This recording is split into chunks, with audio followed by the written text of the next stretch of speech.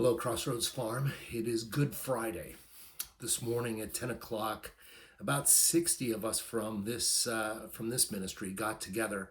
Last night, 25 students got together at Northwest and they celebrated Maundy Thursday. Today, the 60 of us got together and prayed. We shared over our own lament over Christ's death. And in some respects, I feel like it's a hard story to swallow. It's hard for me because I don't really want anything that I've done to contribute to Christ's pain. I'd like to think that my sins didn't really require the same thing of him. I like to think that I don't need quite as much of his blood, quite as much of his body, but that's not true. See, I realize this, that on this Good Friday, our lives are out of our control at just about every level. Sin seems to conquer me at times when I'm fighting my hardest. There are times when fear or loneliness take over and I'm doing my best.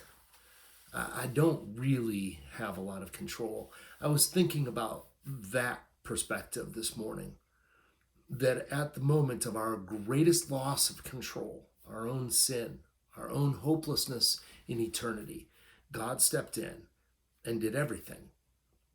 I was reading this morning, and again, just the Psalms have such profound statements. Surely God is my salvation. I trust and will not be afraid. The Lord himself is my strength and my defense.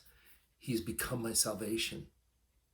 As I was reading through the passage in Isaiah, that's Isaiah 12:2, David says the same thing over and over again through the Psalms. The Lord is my shield and my strength. The Lord is my hope. The Lord is my fortress. And I realize that those of us who are residing in a fortress, or those of us who have taken refuge in the strength of Christ, have literally no hope of protecting ourselves. Not protecting ourselves from God's wrath. That's something that Jesus Christ did on the cross today. We are at a point where we're overcome with a loss of control. There are little things we can do, and we do those. We try to be safe. We try to take precautions. We try to distance ourselves. But in the middle of all of that, I realize that we're also called to act. We're called to trust. At the point where I want to take my greatest control, Christ has said, you don't have any. As we processed through that a little bit this morning, and as I was in prayer, I realized that that's part of my problem. I'm a control freak.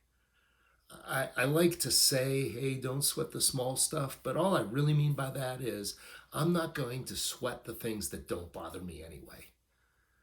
But things that bother me, I sweat them.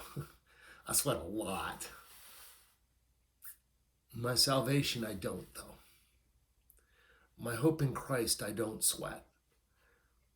I don't because I serve an eternal God. I serve a God who is my refuge and my fortress and my shield and my strength. He's faithful. He's true. And at the peak of this crisis, when people want to hide and take control, God's reminding us today, even through his death on the cross, I have no hope on my own.